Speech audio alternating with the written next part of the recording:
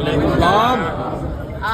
आप सबके बीच में मैं पहले भी एक बार मीरापुर मेरा आना हुआ था और तब मैं सिर्फ आपकी बेटी के हैसियत से आई थी। आज आप सबकी दुआओं के बदौलत एक पार्लियामेंटेरियन की हैसियत से भी आपके बीच में आई हूँ।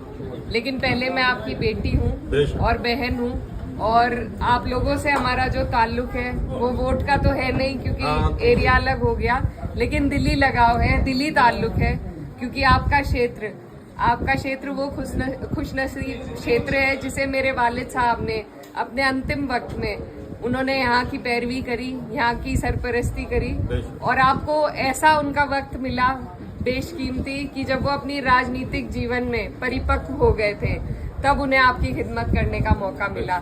इसीलिए मुझे लगता है कि आप लोग उन्हें आज भी अपने दिल में जिंदा रखते हैं, उन्हें याद करते हैं और बस यही ताल्लुक है, वहीं से ये डोर चली आ रही है। और मेरी बस आप सबसे यही गुजारिश है कि इस प्यार को आपने जितनी दुआओं से मुझे नवाजा है इसको इसी तरीके से बरकरार कर रखें, क्योंकि वोट तो आप नहीं डाल सकते लेकिन आपकी जो दुआओं हैं उसी का असर रहा कि इतना मुश्किल चुनाव हम जीत पाए। और मैं भले ही अपने क्षेत्र की पैरवी करूं लेकिन आप लोग मेरे से दूर नहीं हैं, बहुत नजदीक हैं। जहां भी जिस भी लायक मैं हूं, आप लोगों का कोई ऐसा काम, कोई ऐसी अड़चन जिसे मैं दूर कर सकूं तो वो मेरे पास जरूर आइएगा आप। और इंशाल्लाह जैसे मेरे वालिद साहब आप सबके लिए खड़े रहते थे मैं भी उसी तरीके से खड़ी रहूंगी। और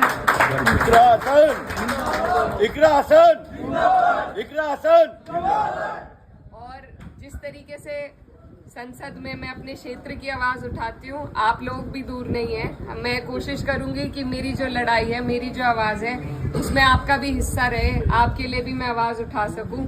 और ये घर हमारा पुराना घर रहा है, नजीर भाई हैं, इनसे पुराना ताल्लुक है, तो ये ताल्लुक ये इसी तरीके से बनकर बरकरार रहेगा।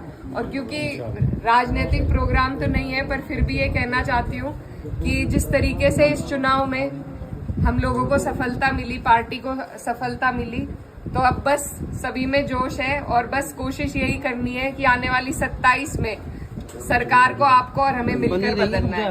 क्योंकि जब तक सरकार नहीं बदली जाएगी तब तक आप और हम कहीं ना कहीं पिसते रहेंगे। तो इसलिए जरूरी है कि अभी से आप अपने जहन में इस बात को डाल लें कि जब मौका आएगा तो यहाँ से हमारे राष्ट्रीय अध्यक्ष अखिलेश यादव जी के हाथों को आपको मजबूत करना है। और सरकार 10 साल से हम झेल रहे हैं, अब की बार मेहनत करके बिना किसी उसके सबको एकजुट होकर उसे बदल के दिखाना है, अपनी सरकार बनानी है। तो 27 के लिए आप लोग अभी से मेहनत में जुट जाइए। और उससे पहले ही आपके यहाँ उपचुनाव भी है, तो जिस तरीके से हमारी पार्टी की सीटें आई हैं उसी तरीके से अब जो जिन सीटों पर उपचुनाव होगा, मेरी आप लोगों से गुजारिश है कि आप अपनी तरफ से एक उदाहरण पेश करें कि सारी सीटें समाजवादी जीते।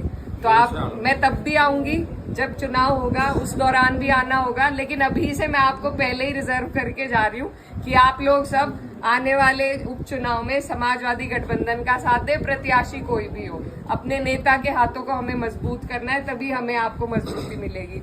तो बस आप सबसे दुआओं की दरखास्त है। बहुत बहुत शुक्रिया। मैं आप सब लोग का